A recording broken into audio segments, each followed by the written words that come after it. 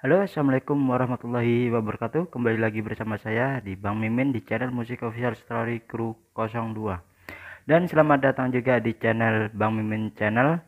Jangan lupa subscribe, linknya ada di deskripsi ya. Kali ini saya akan membawakan novel The Story of Ye-Chen bab 3920 sampai bab 3925, yaitu 6 bab ya. Mohon maaf jika kemarin saya membawakan itu karena ada kesimpulannya, karena apa, itu bahasanya sulit diartikan, siapa tahu nggak mengerti ya. Nah, jika bahasanya bisa diartikan atau mudah dipahami, tidak akan saya bawakan kesimpulannya. Dan mohon maaf jika saya tidak baca semua, tapi saya baca, kalau ada waktu saya baca ya. Oke, tanpa panjang lebar langsung saja ke ceritanya The Story of Ye-Chen ya. Dimana itu Semet ke villa atau ke hotel tempat vacation menginap, dan apa yang dibicarakan oleh mereka langsung saja. Oke, simak bersama-sama. 3920.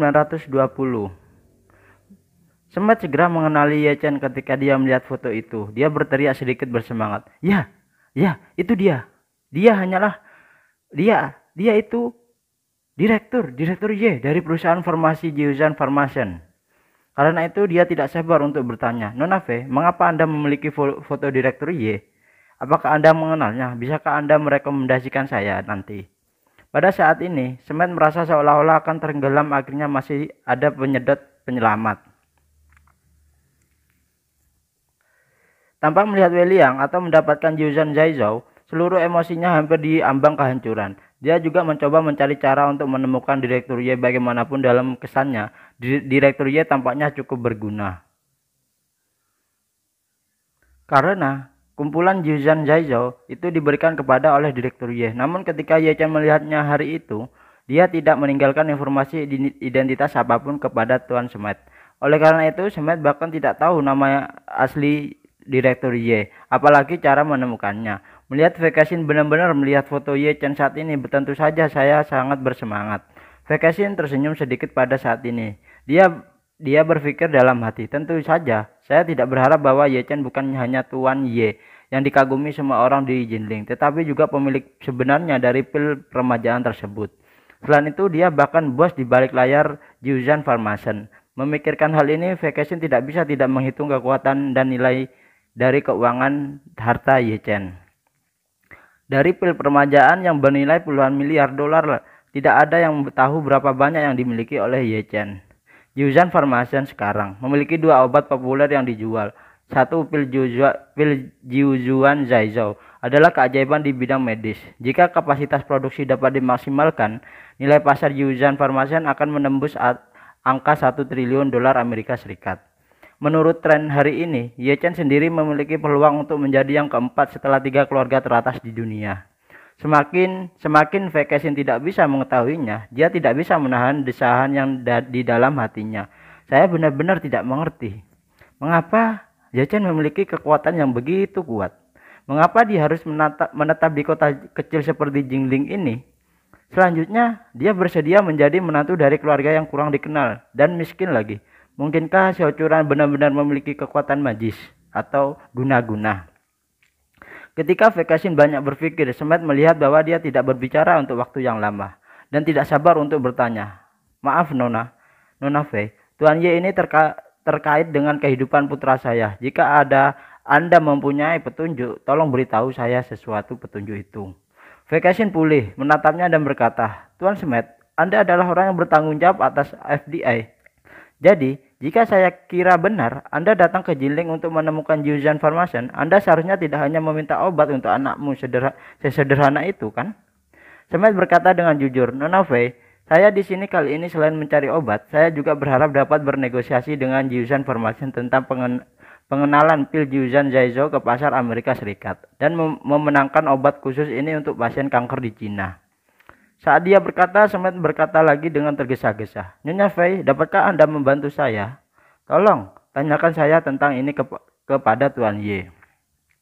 Vacation berkata tanpa daya, "Tuan Semet, saya masih memiliki hal-hal yang sangat penting untuk ditanyakan kepadanya saat ini. Dan saya belum menemukan cara, jadi saya mungkin tidak dapat membantu Anda dalam masalah ini dalam waktu dekat ini." Ketika Semet mendengar ini, dia tidak bisa menahan diri untuk bertanya, "Nona Fei, apakah Anda juga mencari obat tersebut?" Vekasin berpikir sejenak lalu mengangguk dan berkata, "Ya, saya juga mencarinya."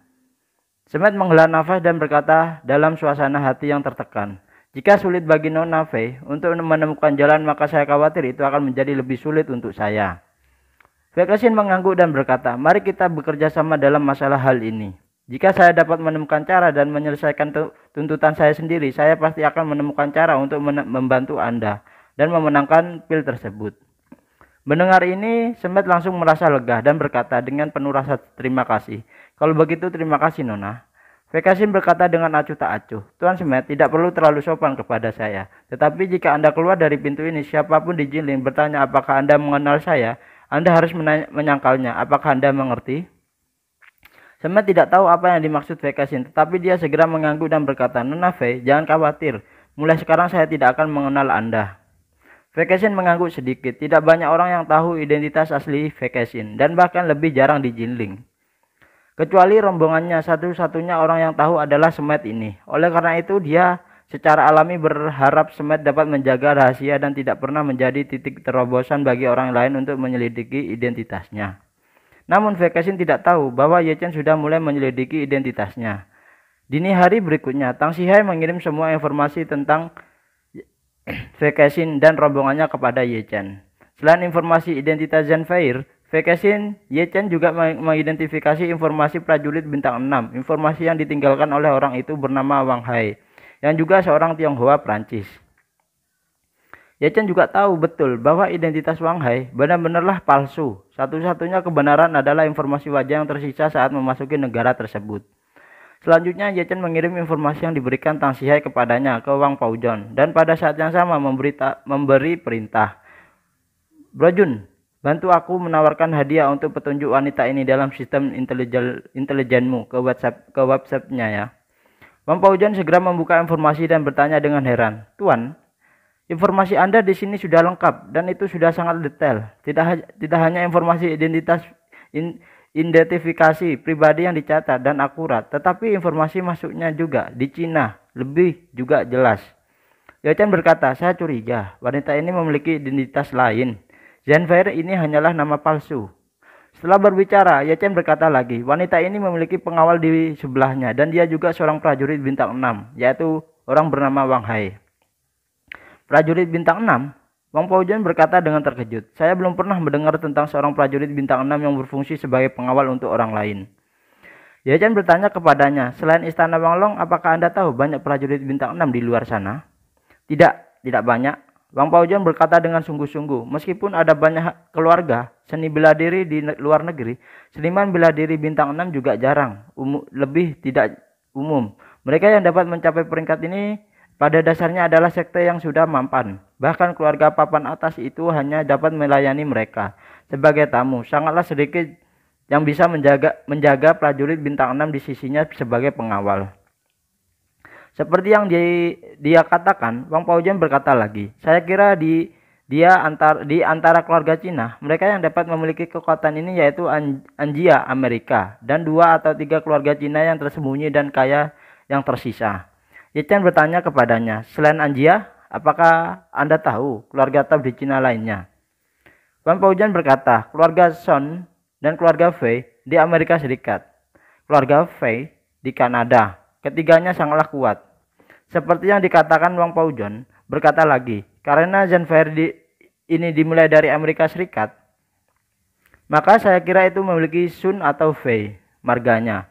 Ye Chen bertanya kepadanya, "Apakah jaringan intelijen Anda benar-benar dapat diandalkan? Jika Anda mempunyai informasi soal Zanfair ini kepada informan, apakah mereka akan mengungkap petunjuk kepada pihak lain?"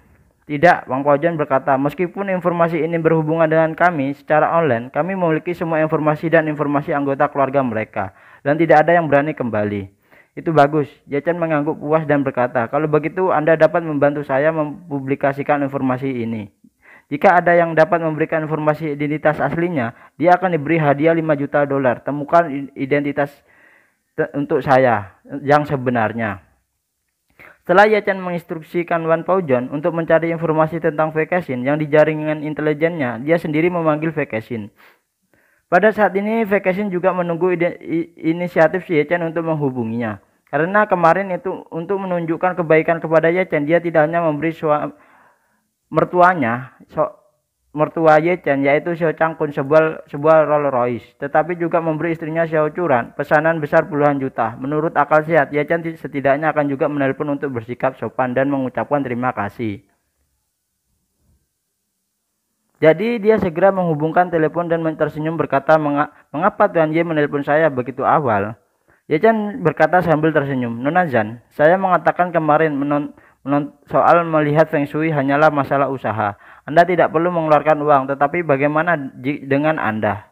Juga memberi ayah mertua saya sebuah mobil Rolls Royce. Itu membuat saya merasa sedikit malu, Nona. Ye Chen berkata begitu, tetapi dia hanya sopan, tetapi dia tidak malu sama sekali di dalam hatinya. Wei Kexin tersenyum dan berkata pada saat ini, Tuan Ye, Anda terlalu sopan kepada saya. Anda adalah ahli Feng Shui yang hebat, yang terkenal di Jinling. Jika itu mempengaruhi bisnis masa depan Anda, maka saya bahkan lebih malu. Setelah itu, Wei Kexin berkata lagi, Anda juga mengatakan ini adalah hal kesopanan dan komunikasi hanya ketika Anda memiliki kontak. Anda dapat memiliki persahabatan. Saya sangatlah ingin berteman dengan master seperti Anda, Tuan. Ye Chen tertawa dan berkata, kamu benar, jika itu masalahnya maka saya tidak akan sopan kepada Nona Zhan. Ketika sampai pada ini, Ye Chen memiliki poin kuat. Berbalik dia berkata, namun saya masih berharap Nona Zhan dapat memberi saya kesempatan untuk mentraktir Anda makan malam kapan-kapan. Saya ingin tahu apakah Nona Zhan nyaman atau bersedia. Ketika Wei Kexin mendengar ini, dia secara alami bahagia. Hampir tanpa berpikir dia berkata, ini adalah kehormatan untuk saya membiarkan Tuan Ye mengundang saya untuk makan malam. Saya secara alami akan mau kapan saja. Ye Chen tersenyum dan berkata, baiklah kalau begitu malam ini saya akan mengirim Anda bulat atau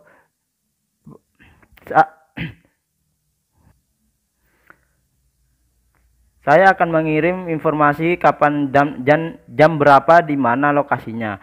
Wei Kexin langsung setuju dan tersenyum. Oke, kalau begitu aku akan menunggu pemberitahuan dari Tuan Ye. Ye Chen berkata lagi, kalau begitu sampai jumpa malam ini. Oke, sampai jumpa malam ini Tuan. Setelah menutup telepon, Ye Chen segera menelepon Hongwu dan bertanya, Hongwu, bisakah kamu menemukan rumah pertanian di sekitar Jinling untukku? Hongwu bertanya dengan heran. Ya Tuan, apa yang kamu lakukan mencari rumah pertanian? Ye Chen dengan santai berkata, saya berencana untuk mentraktir tamu makan malam. Hongwu berkata, Tuan Ye, jangan pergi ke rumah pertanian manapun. Bukankah saya memiliki rumah Tianxiang yang sudah jadi? Ruangan berlian terus memberi simpanlah. Ye Chen tersenyum dan berkata, aku punya hal lain untuk dilakukan. Itu tidak cocok untukmu. Hongwu buru-buru bertanya, Tuan Ye, apa yang kamu butuhkan untuk rumah pertanian itu? Aku akan memberikannya kepada Anda dan mencarikannya. Banyak adik laki-laki saya yang membuka restoran termasuk rumah pertanian. Mereka memiliki banyak teman di jalan dan orang-orang di sekitar mereka suka membuka restoran sebagai pekerja sampingan. Ye Chen berkata, tempat itu tidak boleh terlalu besar. Lebih baik menjadi bisnis sampingan. Di tempat yang lebih terpencil, mobil dapat diparkir langsung ke halaman dan seharusnya tidak ada pengawasan di dekatnya. Hongwu berpikir sejenak dan berkata, ada Tuan. Seorang adik laki-laki saya yang baru saja membuat panci besi yang untuk merebus angsa besar beberapa hari yang lalu. Tempatnya cukup cocok. Nah, Anda dapat meminta ini dan makanannya juga enak. Ye Chen berkata dengan singkat, oke, kalau begitu katakan saja padanya. Jangan terima tamu lain malam ini dan aku simpan tempat itu untukku. Oke, siap Tuan. Hongwu sibuk. Kalau begitu aku akan mengaturnya hari ini.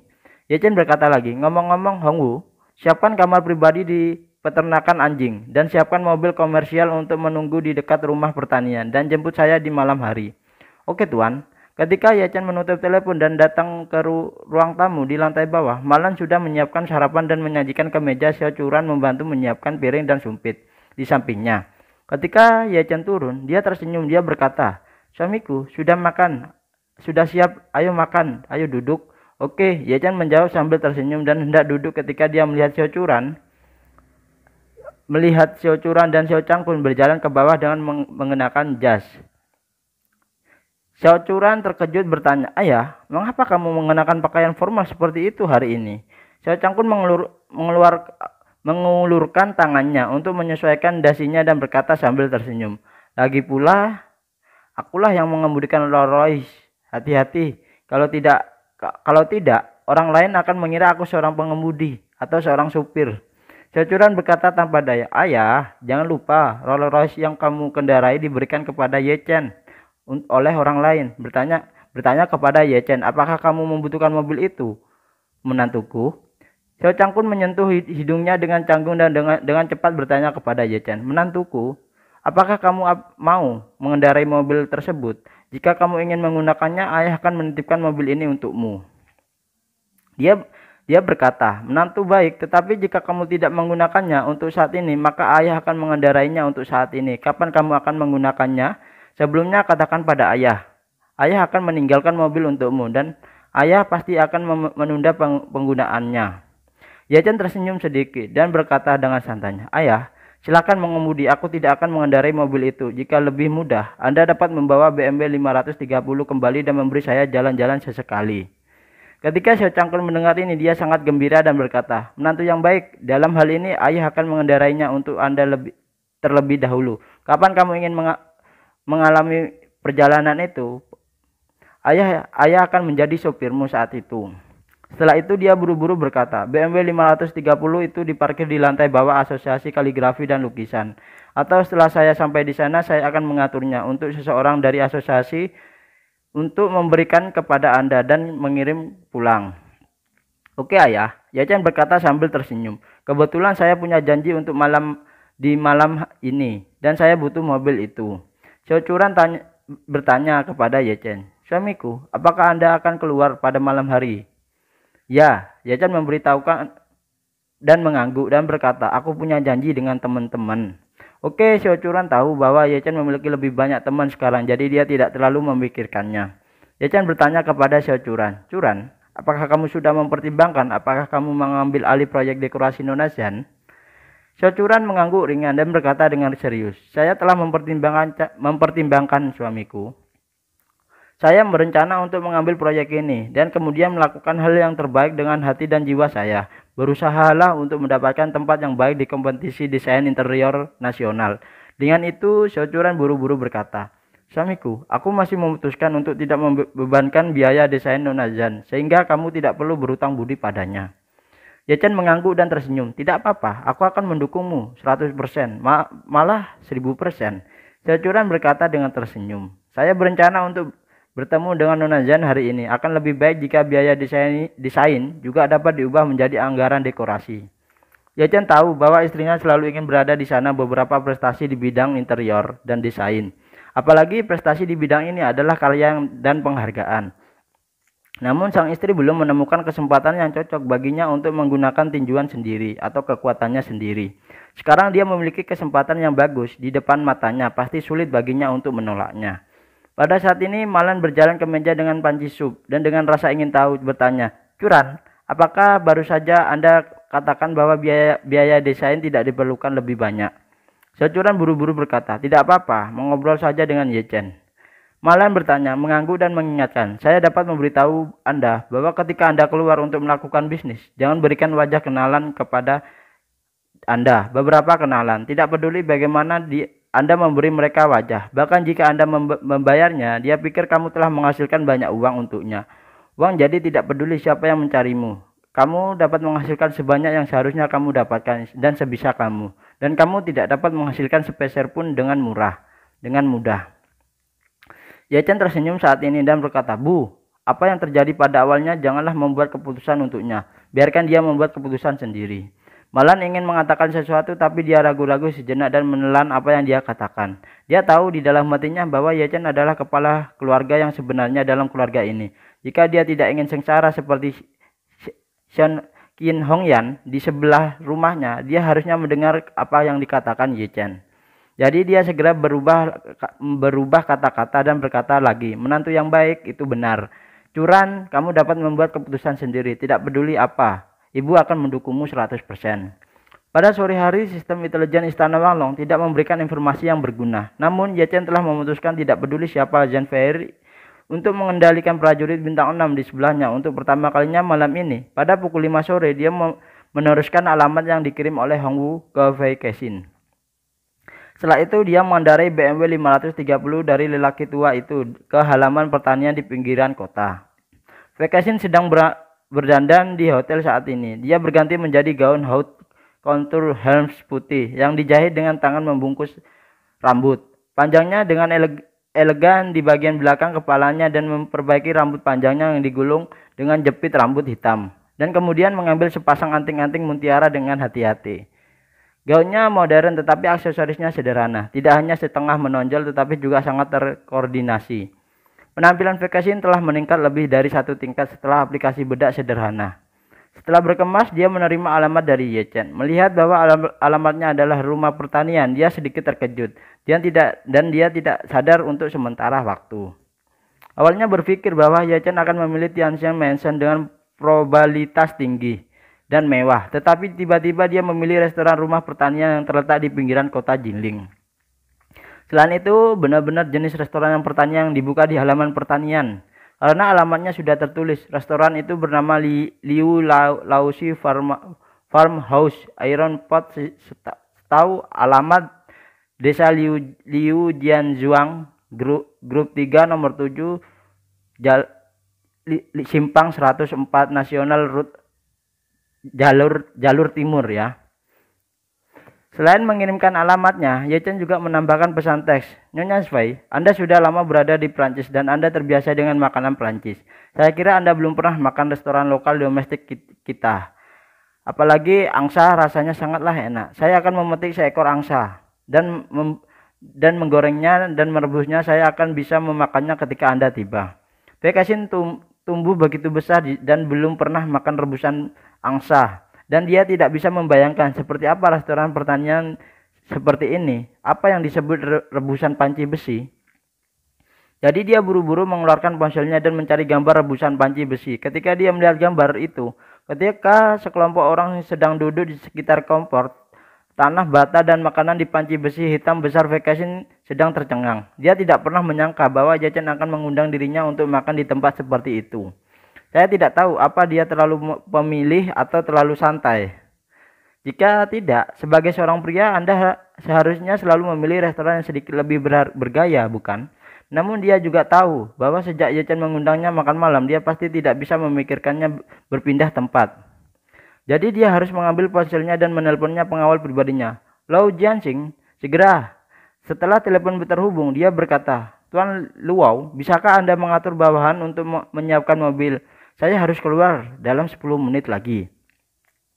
Pengawal itu bertanya dengan tergesa-gesa. Nona, siapa yang bersamamu? Wei Kexin berkata, hanya aku dan kamu.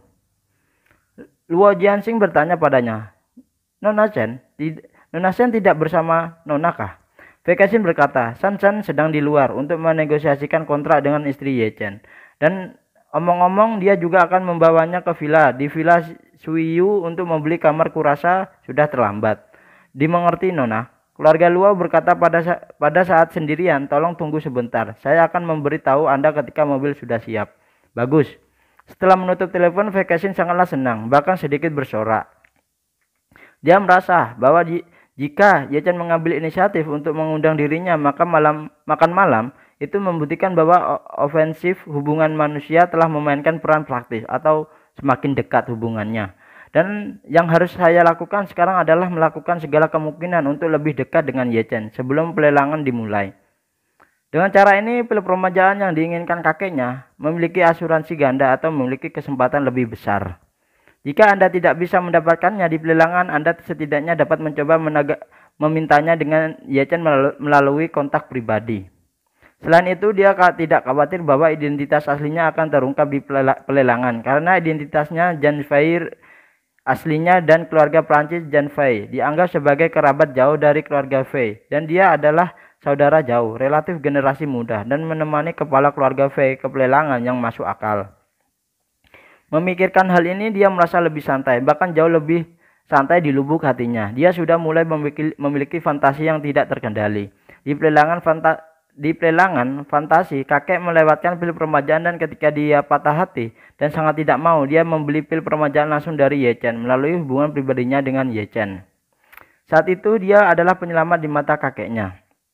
Meskipun Vekeshin merasa sedikit terhina dan malu atas gagasan dirinya ini.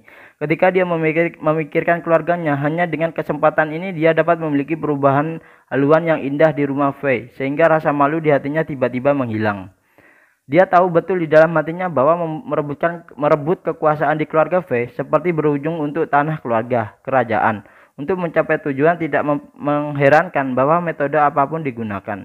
5 menit kemudian ada ketukan di pintu. Suara pengawalnya datang dari luar pintu. Nona, mobilnya sudah siap di bawah. Oke, aku akan ke bawah. Vekeshin mengambil tas Hermesnya dan dia berdiri di depan cermin rias di pintu. Vekeshin melihat dirinya di cermin dan menggelengkan kepalanya. Tanpa daya saya merasa seperti badut, enggak. Dengan desain ringan, Vekeshin membuka pintu. Prajurit bintang 6 Luo Jiansheng sudah menunggu di luar pintu. Melihatnya keluar, dia segera berkata dengan hormat, "Nona, kamu bisa pergi sekarang." Bagus. Vekeshin mengangguk dan pergi ke lobi hotel bersama pengawalnya. Mobil tahan peluru Cadillac miliknya dengan model yang sama dengan Presiden Amerika Serikat setelah diparkir di pintu masuk lobi. Salah satu anak buahnya menyerahkan kunci mobil kepada Luo Jiansheng dan kemudian membuka pintu belakang untuk Vekeshin. Setelah Vekeshin duduk, Luo Jiansheng datang ke taksi dan membuka kunci kontrol pusat kendaraan sambil bertanya, "Nona, mau kemana kita?" Vekeshin berkata, "Anda dapat mencari Liu Jiaxun di sistem navigasi. Tempatnya berada di tepi jalan raya nasional Simpang 104. Luo Jiansheng mengerutkan kening dan berkata, "Liu Jiaxun?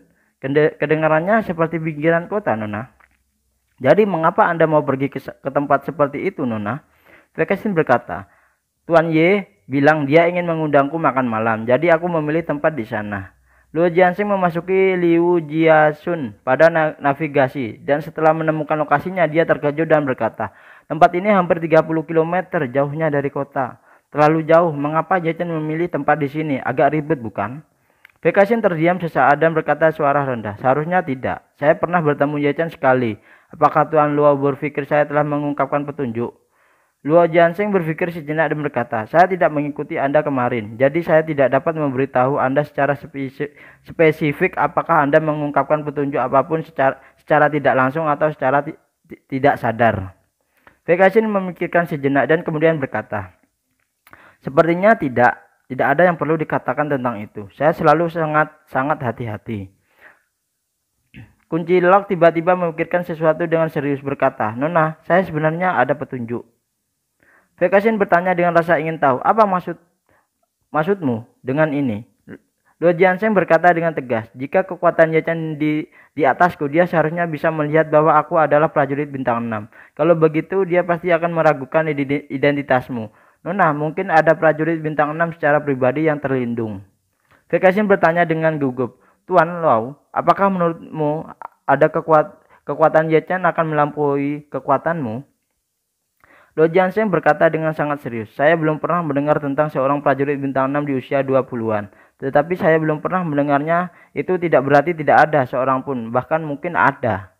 Nah, itu ya untuk bab 3920 sampai 3925. Jadi The Story of Ye Chen ceritanya makin serius atau makin wow gitu ya. Nah, habis ini akan ada novel Pangeran Naga, atau lebih tepatnya berkuasanya Pangeran Naga ya, yang dididik dari kecil. Oke, terima kasih.